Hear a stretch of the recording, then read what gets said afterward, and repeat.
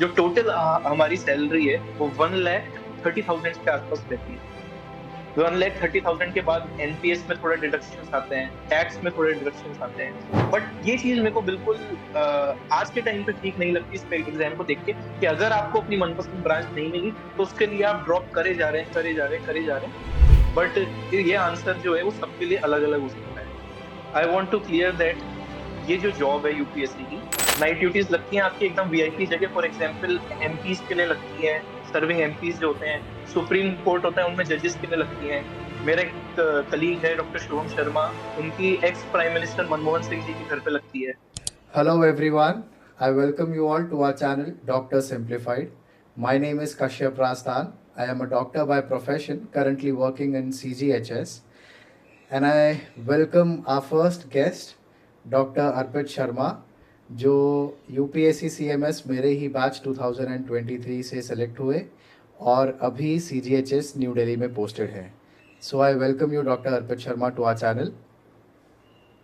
Thank you so much Kashyap for inviting. तो आज हम बहुत ही सारी बातें करेंगे एंड जितने भी एस्पिरेंट्स होंगे उन सबके बहुत कॉमन डाउट्स को भी सॉल्व करेंगे related to the preparation, work life, salary, how is the promotion and everything. ठीक है. So my first question to you is why UPSC CMS for you? Like what made you choose this as a profession? देखिए, मैं अपनी पूरी journey से आपको लेके चलता हूँ। एक्चुअली मैंने एमबीबीएस कंप्लीट करी जयपुर से, 2017 बैच है मेरा। उसके बाद मैंने फर्स्ट इंटर्नशिप का अटेम्प्ट किया था नीट का। और क्योंकि इंटर्नशिप थोड़ी हेक्टिक थी इसलिए अराउंड 20 के मेरी रैंक थी। तो मेरे को जो ब्रांच चाहिए थी वो मिल नहीं रही थी। और एक्चुअली बात यह है कि मैं बहुत क्लैरिटी नहीं थी कि कौन सी ब्रांच मुझे चाहिए। This was the main reason कि जब मैंने वापस प्रिपरेशन स्टार्ट करी तो यूपीएससी कोइंसिडेंटली पहले आ गया और मैंने वो दे दिया, एक्सीडेंटली हो भी गया उसमें सिलेक्शन। तो फिर मैंने ज्वाइन किया। ज्वाइन करने का मेन रीजन ये था कि मुझे अभी क्लैरिटी नहीं थी कि मुझे पीजी किस में करनी है, और मैं I want to take my time, इसीलिए मैं अभी इस पाथ की तरफ गया। So are you satisfied with the decision you chose? Actually I am satisfied, but ये आंसर जो है वो सबके लिए अलग अलग हो सकता है। I want to clear that ये जो जॉब है यूपीएससी की, ये उन लोगों के लिए ज्यादा सही है जिनको वर्क लाइफ बैलेंस ज्यादा पसंद है, जिनको काम बहुत ज्यादा हेक्टिक पसंद नहीं है, जिन्हें इमरजेंसीज बहुत ज्यादा पसंद नहीं है, जो काम को एक सिर्फ लाइफ का एक पार्ट रखना चाहते हैं। बट उन लोगों के लिए जॉब बिल्कुल ठीक नहीं है जो काफी ज्यादा पैशनेट है अपने काम के लिए। दे वांट कि उनकी लाइफ काम के अराउंड रिवॉल्व करे। They want to work more than 12 hours a day and they are very passionate towards one branch. So it depends on person to person. अगर आप उन लोगों में से आते हैं जो काम को सिर्फ काम की तरह देखते हैं, they don't want to work more, they don't want to attend emergencies, और जिनको अभी शायद कंफर्म नहीं है कि वो किस में पीजी करना चाहते हैं, उनके लिए जॉब बहुत सही है। बाकी मैं आपको ये भी बताना चाहूंगा कि फॉर एग्जाम्पल जो एफएमजीज है, एफएमजीज के लिए भी एक बहुत अच्छी अपॉर्चुनिटी है, क्योंकि अभी अपन ने देखा कि काफी स्ट्रगल्स हैं एफएमजी के लिए। तो अगर वो अपनी स्ट्रगल्स कम करना चाहते हैं तो एफएमजीज के लिए एक बहुत अच्छा प्लेटफॉर्म है ये। दूसरा, ड्रॉपर्स, वो जो नीट पीजी बार बार दे चुके हैं, बिकॉज अभी क्या है, कंपटीशन बहुत बढ़ रहा है। एंड आई डोंट थिंक कि अपने बहुत ज्यादा टाइम इसमें वेस्ट करना इज इम्पोर्टेंट। तो उनके लिए भी यूपीएससी एक बहुत अच्छा प्लेटफॉर्म है। तीसरा, उन लोगों के लिए जो मेरी तरह है, जो अभी क्लियर नहीं है कि उन्हें किस में पीजी करनी है, and they just don't want to give exam because उनको क्लैरिटी है। अभी क्या है, अपने जो सोसाइटी है उसमें बना हुआ है कि पीजी तो करना ही है, पीजी तो करना ही है, जो रैंक मिलेगी उसमें कर लेंगे। बट मेरा ऐसा था कि जब तक मुझे ये नहीं पता, क्लिक नहीं कर रहा कि मैं किस में पीजी करना है, तब तक शायद मैं नहीं कर पाऊंगा। तो ये कुछ लोग हैं जिनके लिए ये ऑप्शन बहुत ठीक है। Beautifully explained. मैं इसमें बस एक पॉइंट ऐड करना चाहूँगा दैट जो भी आपने बोला you covered almost every aspirant. And मेरा स्पेसिफिकली ये था कि मैं चीज़ें कंटिन्यूस रखना चाहता था. मैं ब्रेक्स नहीं एग्जैक्टली। लाना चाहता था. एक साल का ब्रेक, नीट पीजी अब जाके हमारा सर्टन हुआ है कि 11 अगस्त के आसपास होगा. और उस टाइम तक वेट करना, पढ़ाई करना, मेरे को उससे ज़्यादा बेटर उसी के फ्लो में एक एग्ज़ाम क्लियर करके काम करने में लगा. Eventually in these 3 years we will understand what we want to become. अगर हम पीजी जो हम कन्फ्यूजन है इन 3 सालों में पता चल जाएगा, और वहाँ से जब अपॉर्चुनिटी मिलती है, utilise that and move forward in your life. So मेरे लिए it was exactly. Like a chain जो ब्रेक ना होने दे. So it was like very eventually जो हुआ ये बहुत मैं तो कहूँगा फॉर्च्यून था. लास्ट डे पे पता चला एग्ज़ाम के, और ये जब कंटिन्यूस हुआ. So beautifully explain for that. तो आपने वर्क लाइफ बैलेंस की बात की जिसके लिए सीएमएस बहुत जाना जाता है. So how is your typical working day like? 7:30 पे हमें सुबह जाना होता है, एंड वर्क जो रहता है वो 2 बजे तक रहता है। एक तो हम जो पेशेंट्स देखते हैं वो सिर्फ सेंट्रल गवर्नमेंट के एम्प्लॉयज या फिर उनके जो फैमिली मेंबर्स होते हैं, तो एक तरह से अपन वीआईपी पेशेंट्स उनको कह सकते हैं। तो 6.5 आवर्स की, 6 घंटे की आपकी ड्यूटी रहती है। उसके बाद you are completely free to do anything what you want. Do you want to further study, आप कुछ और कर सकते हैं। काफी लोग हैं यहाँ दिल्ली में जो यूपीएससी सीएससी की प्रिपरेशन करना चाहते हैं। काफी लोग हैं जो पीजी ही आगे कंटिन्यू करना चाहते हैं। काफी लोग वो भी है जो एमबीए करना चाहते हैं। तो अब मतलब टाइम बदल रहा है, टाइम के साथ पीजी के अलावा भी और बहुत सारी अपॉर्चुनिटीज हैं डॉक्टर के पास। तो यूपीएससी आपको एक प्लेटफॉर्म देता है कि आप उनको यूटिलाइज कर सकते हैं। हाँ, महीने में 3 नाइट ड्यूटी हमें मिलती है। 3 नाइट ड्यूटी मिलती है, पर उनके लिए भी फिर 2 हॉलीडेज एक्स्ट्रा मिलते हैं, तो 6 हॉलीडेज हो जाते हैं उसके लिए। और नाइट ड्यूटीज बिल्कुल हेक्टिक नहीं होती। नाइट ड्यूटीज लगती हैं आपकी एकदम वीआईपी जगह। फॉर एग्जाम्पल एमपीज के लिए लगती है, सर्विंग एमपीज जो होते हैं। सुप्रीम कोर्ट होता है, उनमें जजेस के लिए लगती हैं। मेरा एक कलीग है डॉक्टर शुभम शर्मा, उनकी ex prime minister Manmohan Singh ji के घर पे लगती है। तो वीआईपी नाइट ड्यूटीज लगती है, और जो कि फिक्स है महीने में 3 ड्यूटी लगती है, उनके लिए भी आपको 1 दिन की 2 छुट्टी मिलती है। तो काम का बिल्कुल यहाँ पे बर्डन नहीं है। आप जो आगे करना चाहे वो कर सकते हैं। आप इस जॉब में भी रहना चाहे वो भी कंप्लीटली फाइन है। इट जस्ट डिपेंड्स कि what do you want from your life. So जो नाइट ड्यूटीज़ होती हैं वो टिपिकली क्या होती हैं, उनमें किया क्या जाता है and उसके नाइट बेनिफिट्स क्या होते हैं? नाइट ड्यूटीज में ये है रहता है कि कोई भी, फॉर एग्जांपल जैसे मेरी नाइट ड्यूटी अभी साउथ एवेन्यू में लगी हुई है। साउथ एवेन्यू की एक डिस्पेंसरी है जहाँ पे आसपास एमपी क्वार्टर्स हैं। तो एमपी की फैमिली में कोई भी रात को बीमार हो गया, एमपी की फैमिली मेंबर्स में कोई बीमार हो गया, तो ये है कि आपको वो आपके पास आएंगे। और कभी कभी आपकी विजिट्स भी हो सकती है उनके पास, बट वो एक्सट्रीमली रेयर होता है कि 3 महीने में एक बार हो गई। क्योंकि अगर कुछ ऐसा मेजर होता है तो ऑब्वियसली आपको उन्हें हॉस्पिटल रेफर करना पड़ता है। बट कोई माइनर इश्यूज है वो हम डील करते हैं। तो उससे ये रहता है कि एक मोनोटनस वो नहीं हो पाते, क्योंकि हफ्ते में आपको एक नाइट पे से 2 दिन की छुट्टी मिल जाती है। और ये है। बट मैं ये कहना चाहूंगा कि everything is not green in this job. इस जॉब के कुछ लिमिटेशंस भी हैं, ये भी लोगों को जानना बहुत जरूरी है। फर्स्ट ऑफ ऑल, इस जॉब का जो काम है वो थोड़ा मोनोटनस है, specially at the level of post MBBS. हो सकता है जिन लोगों को काफी थ्रिल चाहिए वो लोग यहाँ पे आके सेटिस्फाइड ना हो, क्योंकि जो काम है वो बहुत मोनोटोनस है। कई बार रेफरल्स आपको करने पड़ते हैं, कई बार सिर्फ मेडिकेशंस रिपीट करनी पड़ती है आपको, और आपको बहुत इंटरेस्टिंग केस कई बार देखने को नहीं मिलते। But it again depends on the personality. अगर आप वो हो जिन्हें काम काम रखना है, उसके बाद की लाइफ एंजॉय करनी है, अपनी हेल्थ पे ध्यान देना है, या काफी जो है कि फॉर एग्जाम्पल मेरे लिए नाइट में मतलब स्लीप बहुत इंपॉर्टेंट है। मतलब मैं जब मेरे यूनिवर्सिटी एग्जाम्स चल रहे थे तब भी स्लीप इश्यूज मेरे को काफी हुए थे। तो एक चीज मुझे क्लियर थी कि मैं पीजी जिसमें भी करनी है, रात को सोना बहुत इंपॉर्टेंट है मेरे लिए। इट में साउंड वेरी अजीब सा फॉर डॉक्टर्स, बट ये है कि हेल्थ एक प्रायोरिटी होनी चाहिए आज की जनरेशन में। जिस लेवल का स्ट्रेस, और स्पेशली अपनी फील्ड में जो स्ट्रेस है, और जिस एज तक अपना करियर शिफ्ट होता है, उसके हिसाब से अपनी प्रायोरिटीज होना बहुत इंपॉर्टेंट है। जो भी लोग हैं जिन्हें इमरजेंसी अच्छी लगती है, जो भी लोग हैं जिन्हें थ्रिल चाहिए अपनी जॉब में, जो भी लोग हैं जिनके लिए काम एक बहुत इंपॉर्टेंट एस्पेक्ट है, आई डोंट थिंक कि वो इस जॉब में आके बहुत ज्यादा सेटिस्फाइड रहे।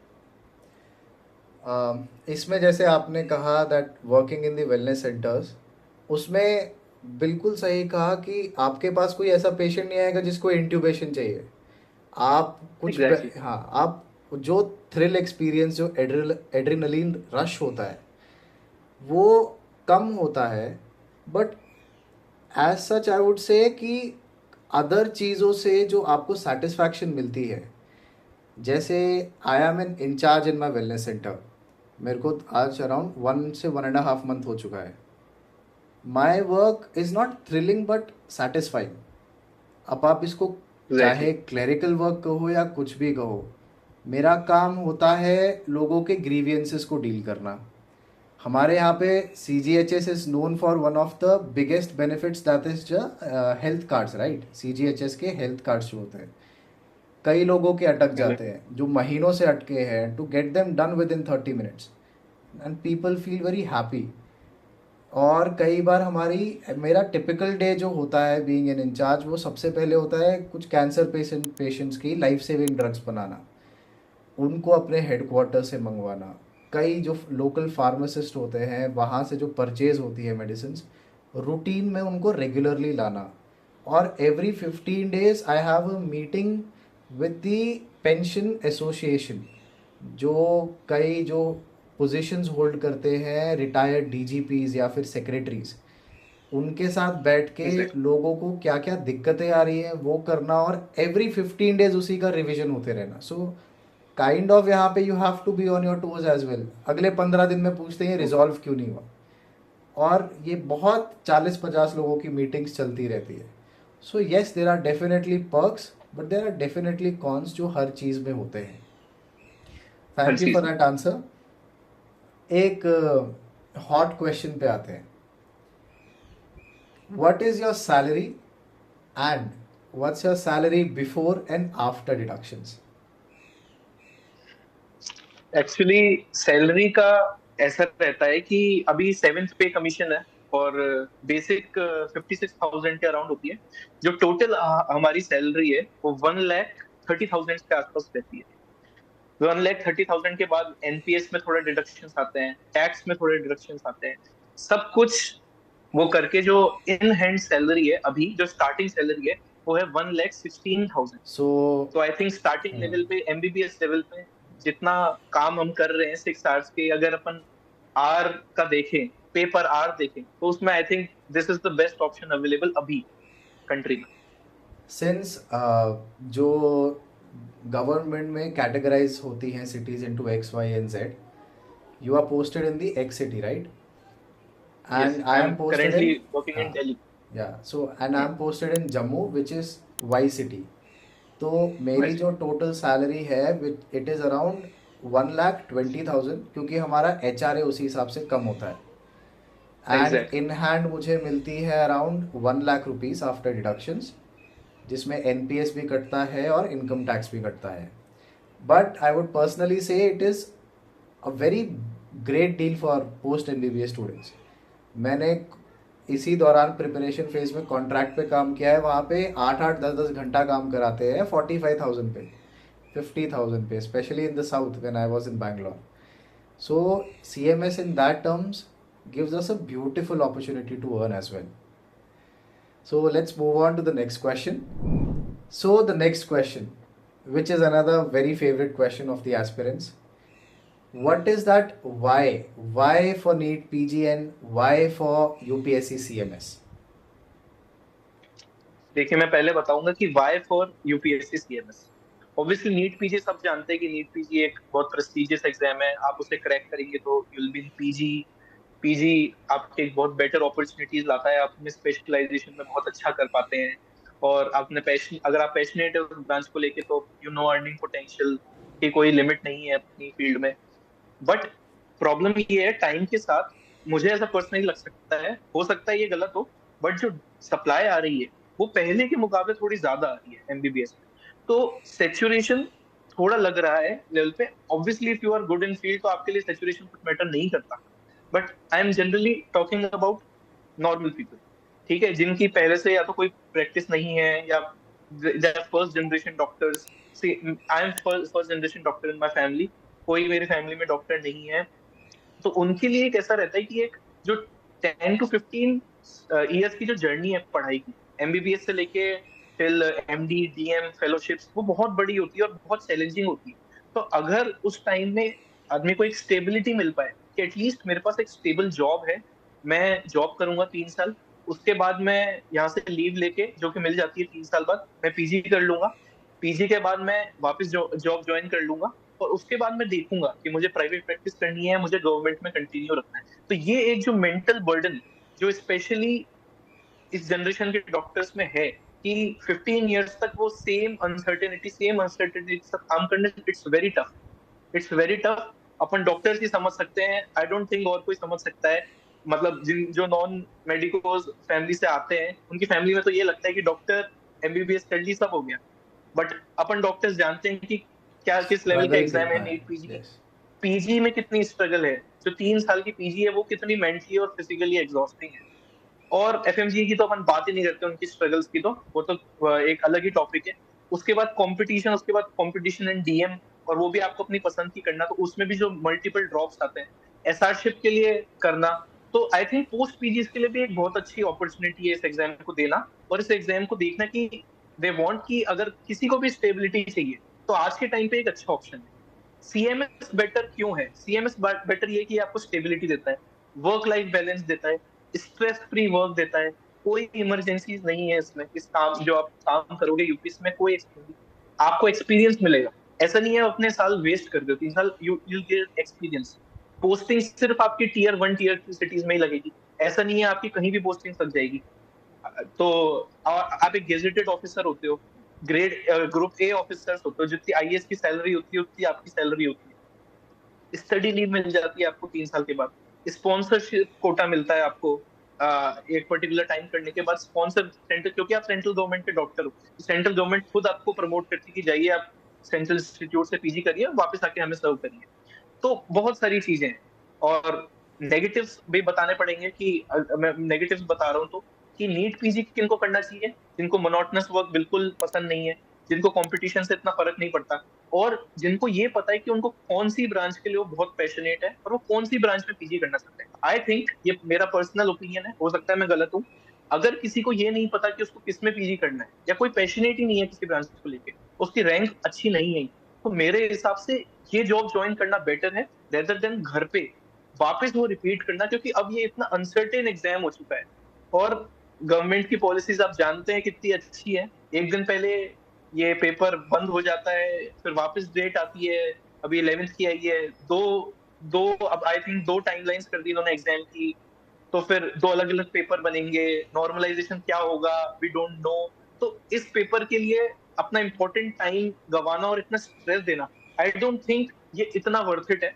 आप अपना टाइम ले सकते हैं, क्योंकि ये रेट रेस कभी खत्म नहीं होने वाली। हम डॉक्टर्स को ये समझना पड़ेगा कि अपनी जो रेट रेस है वो चालू हो गई थी 12 से, 11 से आई थिंक, 11 से चालू हो गई थी, और ये खत्म नहीं होगी जब तक वी आर नॉट 30-35। तो अपने हाथ में है कि अपन इस रेट रेस में टेंशन से भागते रहें या फिर अपना टाइम ले। हाँ, एक चीज है कि आपको फोमो हो सकता है जॉब ज्वाइन करके कि मैं 3 साल तक कुछ नहीं कर रहा, मेरे जो पीयर्स हैं वो शायद पीजी कर लेंगे। बट आई थिंक ये आपके ऊपर डिपेंड करता है कि आपको हर चीज में फोमो होगा फिर तो लाइफ में। तो ये एक पर्सनल डिसीजन है, अगर आपको लगता है कि आप वो हो जिसको फोमो है, तो आपके लिए जॉब बिल्कुल नहीं है। आप नीट पीजी दीजिए और कोई भी ब्रांच आपको मिले आप उसमें करिए। बट ये चीज मेरे को बिल्कुल आज के टाइम पे ठीक नहीं लगती इस एग्जाम को देख के, कि अगर आपको अपनी मनपसंद ब्रांच नहीं मिली तो उसके लिए आप ड्रॉप करे जा रहे हैं, करे जा रहे हैं, करे जा रहे हैं। That is not a good option आज के टाइम अकॉर्डिंग टू मी। इसमें मैं एक और पॉइंट जो ऐड करना चाहूँगा वो ये है कि after you complete 3 years or 5 years and get extension or study leave, after completing your post graduation, it is not just that आप अपने ही वेलनेस सेंटर में जहाँ पे काम किए हैं सिर्फ वहीं पे ही अटकोगे। Exactly, exactly. CGHS, we both are in CGHS, so I'll talk about CGHS. CGHS is expanding huge. Safdarjung हो गया या फिर RML हॉस्पिटल्स, आरएमएल हो गया। कितने सारे हॉस्पिटल्स में CHS के विंग्स बने हैं। मेरा जहाँ पे विंग्स मेडिकल बने। हुआ था वो CHS विंग में ही था बहुत सारा। Ortho departments, ophthal departments, dermat exactly. Departments, medicine departments. In fact AIIMS के साथ भी जो है CGHS अब कोलैबोरेट कर रहा है, उनके साथ लिंक्स बना रहा है। Collaborate. So exactly. Opportunities after PG भी आपको बहुत मिलेंगी। ऐसा बहुत नहीं है that, अपॉर्चुनिटीज। हाँ, कि सिर्फ आप अपने में ही सीमित रहोगे। इवन इफ आई वुड से अगर आप अपने ही वेलनेस सेंटर में एज एन एमडी भी ज्वाइन करते हो, जितने भी पेशेंट्स आपसे सिर्फ रेफरल्स लेने के लिए आ रहे थे या किसी और की प्रेस्क्रिप्शन पे आ रहे थे, they will become eventually your patients. Depending आपकी स्किल्स एग्जैक्टली। क्या है। ये तो हमारे साथ होता है, post MBBS people start believing in us depending on हमारी कम्युनिकेशन कैसी है या इफेक्ट कैसा होता है जो हम करते हैं, right. So exactly opportunities Kashyap. बहुत है, लिमिटेशंस बहुत है। बहुत कम है जो मेरे को लगता है सीजीएचएस में, जो पर्टिकुलरली एस्पिरेंट्स को मिलती है। मैं एक और पॉइंट ऐड करना चाहूंगा। अगर अपन यूपीएससी सीएमएस को स्टेट से कंपेयर करें, स्टेट एमओ से अगर कंपेयर करें, तो स्टेट एमओ से यूपीएससी सीएमएस अपन कुछ कुछ पार्ट में बेटर बोल सकते हैं। फॉर एग्जांपल वर्क, जैसे मैं तो राजस्थान से आता हूँ, तो राजस्थान में जो पीएचसीज है कई बार वो काफी रूरल एरियाज में रहती है। जैसे मैं जयपुर में पैदा हुआ हूँ, तो मेरे को शायद नहीं लगता कि मैं उस एनवायरनमेंट में रह पाऊंगा, मुझे नहीं लगता कि मैं उस एनवायरनमेंट में अपनी प्रैक्टिस कर पाऊंगा। तो मेरे लिए, मेरे जैसे लोगों के लिए जिनके लिए थोड़ा सा रूरल में जाना मुश्किल है, उनके लिए एक बहुत अच्छी अपॉर्चुनिटी है कि आप जस्ट पोस्ट एमबीबीएस आप दिल्ली में आके रह सकते हैं, जयपुर में आके रह सकते हैं, जो भी टीयर 1 सिटीज है आप वहां आके अपनी जॉब स्टार्ट कर सकते हैं। और टाइम के साथ आप पीजी करें, अपना टाइम लें, आप एक्सपीरियंस गेन करें पीजी के बाद इसी जॉब में, आप आरएमएल सफदरजंग या कोई भी उसमें स्पेशलिटी की पोस्ट पे ज्वाइन करें, आप काम करें 3-4 साल, उसके बाद फिर आपको लगता है कि अगर उस टाइम पे प्राइवेट प्रैक्टिस अच्छी से हो पाएगी आपकी, आपने इनफ एक्सपीरियंस गेन कर लिया, तो you can always leave it. कोई बॉन्ड नहीं है इसमें, you don't have to pay anything. Thank you for your answer. So my next question for you is, Arpit, since you have joined in CGHS, I have joined in CGHS. So this is a very obvious question that why you chose CGHS over other cadres? Like railways था, MCD था, why CGHS? Actually first of all CGHS में join करने का मेरा main motive ये था कि मुझे टीयर 1 सिटीज में ही रहना है। एंड क्योंकि सीजीएचएस जयपुर में भी है, तो मेरा एक मोटिव था कि कुछ टाइम के बाद I want to come back in Jaipur. But railways में जितना मैंने सुना है, उसमें ये कि ट्रांसफर जो है वो थोड़े फ्रीक्वेंटली है, और ट्रांसफर की जगह भी जो है वो इतनी स्पेसिफाइड नहीं है कि वो टीयर 1 सिटीज में ही रहेगा। इन सेकंड ऑप्शन जो एनडीएमसी के लिए है, एनडीएमसी में मेन ये है कि आपको लाइफ लॉन्ग दिल्ली में ही रहना है। और इसीलिए ये एक मेन रीजन था मेरा सीजीएचएस को चुनने का। बाकी यूट्यूब पे वीडियोस देख के और थोड़े सीनियर से कंसल्ट करके मैं इस उस पे पहुंचा कि सीजीएचएस का जो वर्क है वो बेस्ट सूट करता है according to my personality and what I want from this job. Hmm. So CGHS throughout the India metro cities में है, एंड रेलवेज जो है वो एज सच जोन्स में एलोकेट हो जाता है, and exactly. One zone to another वो मुश्किल भी होता है, एंड ज़रूरी नहीं है कि आपको मेट्रो सिटीज़ में ही चांस मिले वहाँ पे, बिकॉज कई सारी एग्जैक्टली। जगहों पे रेलवे जो प्लेटफॉर्म्स या रेलवे हॉस्पिटल्स होंगे not necessarily in the prime metro city होंगे। ओके। एंड रेलवेज में जो वर्किंग आवर्स हैं, हम्म। वो मैं बताना चाहूंगा कि जितना मैंने सुना है वो थोड़े ज्यादा है। और इमरजेंसी की जो सिचुएशंस है वो रेलवेज में ज्यादा है। तो जो भी मेरा पॉइंट था फिर इस जॉब में आने का और अभी पीजी ज्वाइन ना करने का, कि I don't work life want balance. Emergencies and I want work life balance, वो सारा पॉइंट फिर कोई मतलब नहीं रहता। That's why I have joined CGHS. Yes, but railway comes with its own perks which are beautiful as yes, well. Yes. Definitely सारी जगह जो है, सारे जो कैडर हैं उनके अपने फायदे हैं। जैसे रेलवेज में एक साल बाद ही after 1 year you can do PG. You get, I think you get reservation in DNB seats, DNB quota. So obviously perks हैं, इसलिए काफी लोग रेलवेज को ऊपर रखते हैं सीजीएचएस से, और काफी लोग सीजीएचएस को ऊपर रखते हैं। तो इट डिपेंड्स ऑन यू कि आपकी प्रायोरिटी क्या है, व्हाट डू यू वांट, आप कैसा काम चाहते हैं। अगर आपको इसी जॉब में आके थोड़ा इमरजेंसी वाला काम चाहिए, थोड़ा थ्रिल वाला काम चाहिए, तो रेलवेज आपके लिए एक बहुत अच्छा ऑप्शन। मेरा नेक्स्ट क्वेश्चन वो है जो मुझे भी अभी तक डाउट है, and it is a query for me as well. तो I would like you to answer कि यूपीएससी सीएमएस जो है इतने एस्पिरेंट्स क्यों नहीं देते हैं एज कंपेयर टू जो वो नीट पीजी देते हैं, like why there are less aspirants compare to other things in that. I think कोई सिंगल आंसर इसका पॉसिबल नहीं हो पाएगा अकॉर्डिंग टू मी। कुछ पॉइंट्स हैं जिस वजह से मुझे लगता है शायद यूपीएससी सीएमएस इतना फेमस नहीं है। पहला कि स्टेट को ज्यादा प्रेफरेंस देते हैं। अपनी फील्ड में लोग स्टेट जो एमओ की जॉब है उसको ज्यादा प्रेफर करते हैं। फॉर एग्जाम्पल राजस्थान है, उसमें आपको 10, 20, 30% तक पीजी में मार्क्स का इंक्रीमेंट मिलता है, जो यूपीएससी में नहीं मिलता। बट यूपीएससी में स्पॉन्सर सीट मिलती है, वो भी सेंट्रल इंस्टीट्यूट से। तो मेरे हिसाब से अपनी जॉब में स्टेट एमओ को आज तक ज्यादा इंपॉर्टेंस दी थी। दूसरा, इतना कंपटीशन कभी नहीं था पीजी के लिए। थी एमबीबीएस लिमिटेड सीट्स थी। फॉर एग्जाम्पल जब 2017 में हमने दिया था, तो ये है कि आई थिंक 11 लाख लोगों ने दिया था। इस बार अपन जानते हैं नीट यूजी में क्या है, ऑलमोस्ट 25 लाख ने दिया है। तो जो नंबर है, और जो एमबीबीएस की सीट्स हैं, वो काफी तेजी से इंक्रीज कर रही है। पर जो पीजी की सीट्स हैं, वो डेफिनेटली उस प्रोपोर्शनल में इंक्रीज नहीं कर रही। तो आई थिंक अब ये ऑप्शन जो है, वो सब लोगों को एज अपना सेकंड ऑप्शन नहीं देखना चाहिए। अब ऐसा देखना चाहिए कि अगर उनको पीजी में अपनी सीट अभी इस वक्त नहीं मिल रही, तो they should definitely definitely try for this exam, and they should give it a try. And इसमें अगर सिलेक्शन होता है और उनकी पर्सनैलिटी को मैच करती है जॉब, तो they should definitely join. Join this, yes. So अभी हमारी बात हो गई एक gazetted officer doctor Arpit Sharma के साथ। Now let's talk about the aspirant doctor Arpit Sharma who was preparing for UPSC CMS in year back in 2023. So welcome aspirant, ex-aspirant Dr. Arpit Sharma. So thank मेरा पहला सवाल आपकी प्रिपरेशन से रिलेटेड ये है that what were the sources you used for your preparation? You. जैसे कि मैंने बताया कि जो मेरा इंटर्नशिप अटेम्प्ट था, उसमें मैं इतनी अच्छी प्रिपरेशन नहीं कर पाया था, क्योंकि टाइम नहीं था। और इस वजह से मेरी अराउंड 20 के रैंक थी। तो I started my preparation internship के बाद। तो मेरा जो मेन सोर्स ऑफ प्रिपरेशन था, वो जैनब वोरा मैम थी। जैनब वोरा मैम का जो कंटेंट था बीटीआर, वो मेरा मेन सोर्स ऑफ प्रिपरेशन था। मैंने उसी को बार बार रिवाइज किया है। लास्ट में मैम ने कुछ वीडियोस दिए थे specific to UPSC previous year questions, मैंने वो देखा था।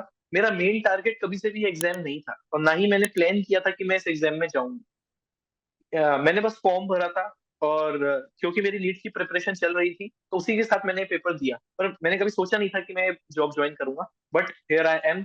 तो प्रिपरेशन का मेन सोर्स मेरा जैनब वोरा था। इंटरव्यू के लिए आपको कुछ अलग से प्रिपरेशन नहीं करनी है। जो भी आपका मेन थ्योरी का है, आपको वही पढ़ के जाना है इंटरव्यू में। इंटरव्यू में वो लोग आपका कॉन्फिडेंस देखते हैं, आपकी स्पीकिंग स्किल्स देखते हैं, और how you analyse the subject वो देखते हैं। बहुत नॉर्मल क्वेश्चंस पूछेंगे। पीएसएम में वो आपको डिफरेंट प्रोग्राम्स के बारे में पूछेंगे।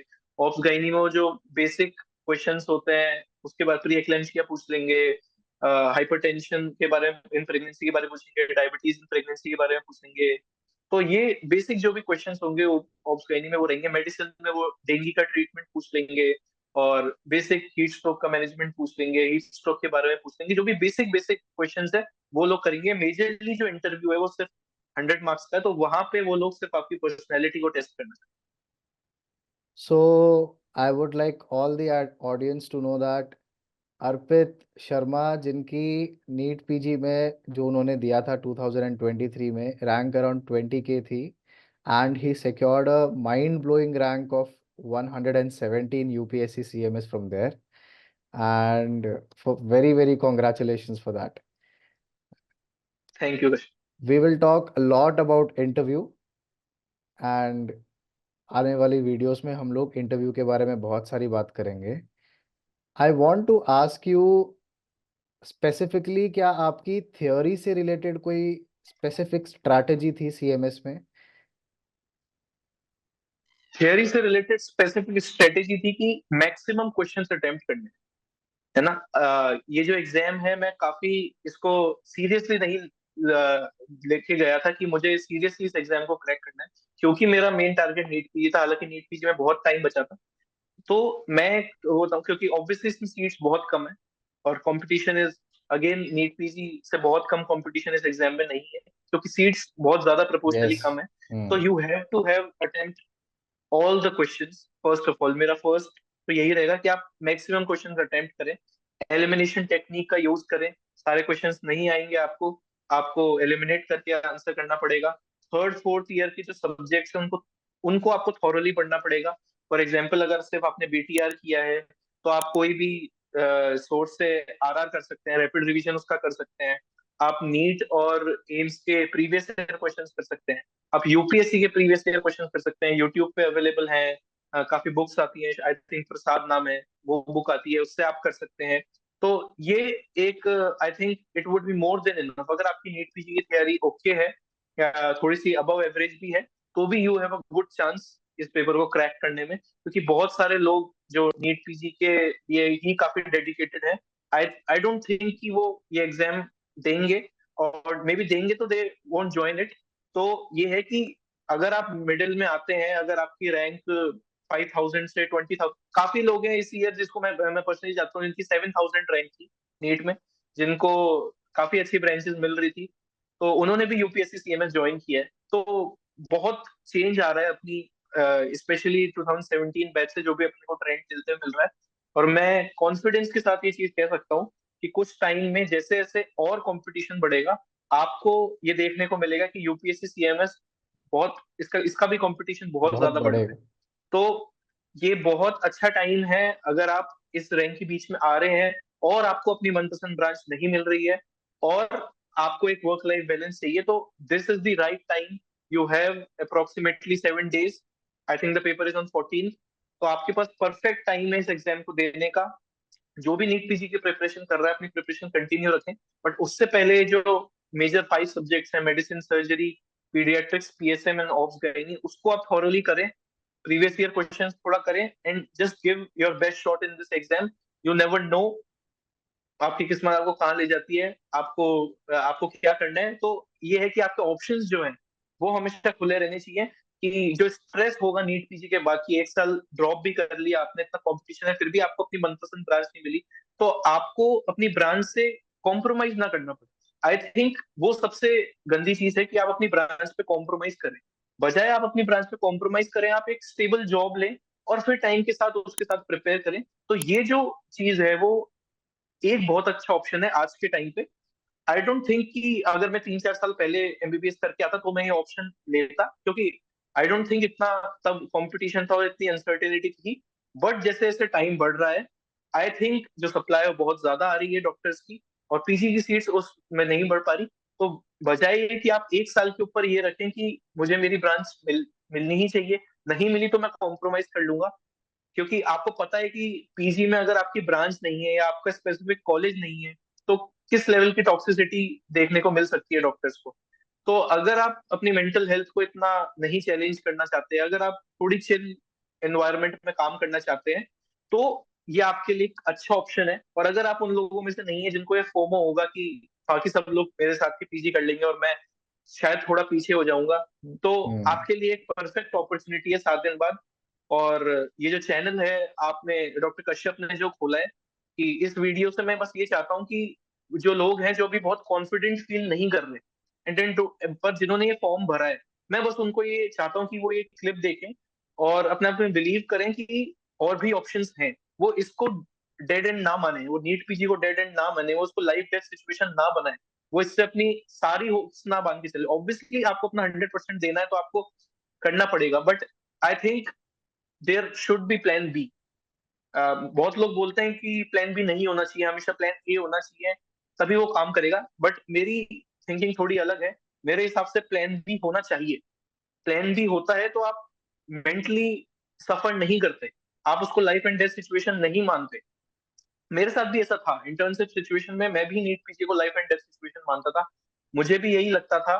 तो इसीलिए मैं ये कहूंगा कि कॉन्फिडेंट रहें, और 14 को एक अच्छा अटेम्प्ट दे, उसके बाद डिसाइड करें कि अगर आपको अपनी ब्रांच मिल रही है तो वेल एंड गुड, आप पीजी जाए, बट अगर नहीं मिल रही तो बजाय कॉम्प्रोमाइज करके आप इसके बारे में सोच सकते I would add a very brief insight about this theory exam कि मैंने जब अपने टाइम पे नीट पीजी का ऐसी हवा में एग्जाम दिया था and I got a rank around 44,000 which shocked my interview taking professors that I crossed the theory exam of UPSC CMS after that. And from there, I just had around 1.5 month of proper time to prepare. मैंने सिर्फ और सिर्फ UPSC CMS के PY cues किए हैं, PYQs के साथ बैठ के जितने भी ऑप्शंस थे उन सब ऑप्शंस के शॉर्ट नोट्स बनाए, क्योंकि हर एक ऑप्शन जो आता है can be a question in it self जो अगले ईयर में आ सकता है। एग्जैक्टली। तो मैंने उनके एग्जैक्टली। शॉर्ट नोट्स बना बना के taking help from the YouTube itself, मैंने बहुत बार कोशिश किया एंड कई बार मैं मॉक्स में फेल भी हुआ हूँ। मैंने जितने भी मॉक टेस्ट दिए हैं मैं बहुत सारे मॉक्स में फेल हुआ हूँ। बहुत लोग बोलते हैं कि हमारे मॉक्स में उतने नहीं आ रहे हैं। So the thing is mocks don't reflect your actual score, your exam reflects your actual score. So with this I want to ask you, आपको कभी भी ऐसा फील हुआ कि आपका क्विट करने का मन कर रहा है इस प्रिपरेशन में, like you are feeling lost in this preparation, कभी ऐसा फील हुआ है आपको? एक्चुअली हाँ, इंटर्नशिप के बाद एक मोमेंट था। इंटर्नशिप के बाद डेफिनेटली मेरी तैयारी अच्छी थी, बट मैं कोई पैशन फील नहीं कर पा रहा था किसी ब्रांच में, ऑब्वियसली क्योंकि मेरे फैमिली में कोई डॉक्टर नहीं है, कोई गाइड करने वाला नहीं है। और आप जानते हैं एमबीबीएस में क्या होता है, एमबीबीएस में किस लेवल की पढ़ाई होती है। तो मुझे किसी एक ब्रांच को लेके, हाँ मुझे ये क्लैरिटी थी कि मुझे इमरजेंसी जो ब्रांचेस है वो नहीं लेनी, बट मुझे पर्सनली ये क्लैरिटी नहीं थी कि मेरे को किस में पीजी करनी है। और उस वजह से जो मैं प्रिपेयर कर रहा था वो अपना 100% नहीं दे पा रहा था। तो मेन रीजन मेरा यहाँ आने का ये था, क्योंकि मुझे क्लैरिटी ऑफ थॉट नहीं था कि मुझे किस में पीजी करनी है। बजाय ये कि मैं गलत ब्रांच में पीजी करके लाइफ लॉन्ग सफर करूं और लाइफ लॉन्ग दुखी रहूं, मुझे लगा कि अभी के लिए मैं ये जॉब ज्वाइन करूं। उसके बाद मैं टाइम के साथ क्लैरिटी आए कि मुझे क्या करना है, मुझे कौन सी फील्ड में जाना है, मुझे कौन सी ब्रांच में इंटरेस्ट है। क्योंकि अभी हम दिन के ऑलमोस्ट 50 to 60 पेशेंट देखते हैं, तो एक इंटरेस्ट डेवलप होने में चांस, एक टाइम लगता है। हम्म। तो वो जो लैक ऑफ एक्सपीरियंस था, वो आई थिंक मैंने यहाँ से पूरा किया। तो जिन्हें भी एक्सपीरियंस लेना है पर एक स्टेबिलिटी के साथ लेना है, उनके लिए आई डोंट थिंक इस अच्छा ऑप्शन अभी अवेलेबल है। टाइम के साथ आप ये लिख के ले सकते हैं कि इस पेपर का कंपटीशन बहुत ज्यादा बढ़ने वाला है, सीट्स कम होती जाएंगी, क्योंकि परमानेंट गवर्नमेंट जॉब है। परमानेंट गवर्नमेंट जॉब टाइम के साथ कम हो रही है, और कंपटीशन बढ़ते हुए जाएगा, क्योंकि ये जो बैकलॉग है कि एमबीबीएस के ज्यादा आ रहे हैं पर पीजी में कम सिलेक्शन हो रहा है, वो बैकलॉग बढ़ते जाएगा। तो वो कहीं ना कहीं डेविएट होगा, वो स्टेट एमओ में होगा, और उसका एक बहुत मेजर पोर्शन यूपीएससी में होगा, क्योंकि सीएमएस में। अब लोग जान रहे हैं, अब लोग अवेयर हो रहे हैं कि और भी ऑप्शंस हैं नीट पीजी के अलावा। हमें इसको लाइफ टाइम सिचुएशन बनाने की जरूरत नहीं है। हमें अपने लाइफ के 1 साल 2 साल 3 साल इसमें वेस्ट करने की जरूरत नहीं है। हमें एक स्टेबल ले सकते हैं जॉब, उसके बाद हम उसमें प्रिपेयर कर सकते हैं आगे, और अपना फ्यूचर आगे प्रोग्रेस पे ले सकते हैं। जब हमें 10 साल हो जाए, जब हम एमडी कर लें, उसके कर लें, उसके बाद हमें क्या करना है वो सोच के हम उसके हिसाब से डिसीजन ले सकते so with this I would ask you the last question of our today's podcast cum interview. What is your advice to the aspirants who will be appearing for this examination on 14th of July? सबसे पहले तो मेरी एक ही आप सबसे गुजारिश होगी कि आपको नीट पीजी भी देना है, और ये इतनी केओस हुई अभी इस टाइम पे, और आपको ज्यादा स्ट्रेस नहीं लेना नीट पीजी का। आप नीट पीजी का ज्यादा स्ट्रेस लेंगे तो शायद यूपीएससी भी आपका आप उतने अच्छे से नहीं दे पाएंगे। तो सबसे पहले आपको अपने आप को काम करना है। आपका जितना भी इतना टाइम है, आप उसमें third and fourth year revise करें, उसको अच्छे से अटेम्प्ट करें। और यूपीएससी को एज अ नीट पीजी का मान के चले कि एक हाफ एग्जाम है, 100 क्वेश्चन के आसपास ही इन सब सब्जेक्ट सिर्फ पीजी में आते हैं। तो इसकी आप एज अ हाफ एग्जाम की तैयारी करें कि, और उसको अच्छे से अटेम्प्ट करें। वो आप अपना वो जो कॉन्फिडेंस है इस एग्जाम का, वो आप लेके जाएंगे अगले 2 हफ्ते, उससे आपका कॉन्फिडेंस बूस्ट होगा। फिर आप उस अटेम्प्ट करें नीट पीजी को, अपना बेस्ट दें। उसके बाद जब रिजल्ट्स आए नीट पीजी के और यूपीएससी के, आप डिसाइड करें कि आपको अपनी ब्रांच मिलेगी तो आप नीट पीजी ज्वाइन कर सकते हैं, या अगर आपको स्टेबिलिटी चाहिए, अगर आपको अपनी मनपसंद की ब्रांच नहीं मिल रही है, तो you can join this job. अगर आप ऐसे हैं जिनको वर्क लाइफ बैलेंस पसंद है, जो बहुत हेक्टिक काम नहीं करना चाहते, तो उनके लिए जॉब परफेक्ट है। उनको स्ट्रेस लेने की जरूरत नहीं है। इस एग्जाम को एक एम करें और इस एग्जाम को निकालें, जिससे जो स्ट्रेस है नीट पीजी का वो भी आपसे कम हो। And all the best for all the future students. So one small piece of advice from my end would be, मैं कैटेगराइज करूंगा इनटू टू। फर्स्ट, जिनके लिए सीएमएस जो है वो एक वे थ्रू है उनके नीट पीजी के लिए। फर्स्ट ऑफ ऑल, आप जितने भी हैं अच्छे से यूपीएससी सीएमएस देना ही है, सिर्फ हवा में मत दीजिए कि चलो मॉक टेस्ट है, खराब भी होगा, आधा छोड़ के आ जाएंगे। Give this exam seriously. Don't take the results on your heart. अगर आप नीट पीजी के एस्पिरेंट्स हैं, आपकी बहुत मेजर चंक ऑफ सिलेबस जो है नीट पीजी के, उसमें भी क्लिनिकल सब्जेक्ट्स इंपॉर्टेंट है, वो भी कवर हो जाएंगे। एंड आपका अगर अच्छा रिजल्ट भी आएगा, you would feel happy with in your self as well. दूसरी पीस ऑफ एडवाइस उनके लिए है जो सीएमएस को टारगेट कर रहे हैं, जो मुझे कई सारे एस्पिरेंट्स भी बोलते हैं। आपके लिए सिर्फ इतना है, ये एग्जाम में आपको मैक्सिमम क्वेश्चंस तो अटेम्प्ट करने हैं, बट ये भी ध्यान रखना है कि नेगेटिव मार्किंग आपकी ओवर पावर ना कर जाए। सिर्फ हवा में तुक्के नहीं लगाने। हाँ, if you are confuse between two options, take a chance and go for it, क्योंकि आपको 2.08 करेक्ट आंसर के मिल रहे हैं। इंटरव्यू से रिलेटेड जितनी भी चीज़ें हम बाद में ज़रूर बात करेंगे। And just for now, thank you so much doctor Arpit Sharma to join with us and give. Thank you doctor Kashyap. You have given a very good insight about the job and how to prepare this examination as well. Wish you the best for your job and thank you so much once again. Thank you everyone. Stay tuned with Dr. Simplified.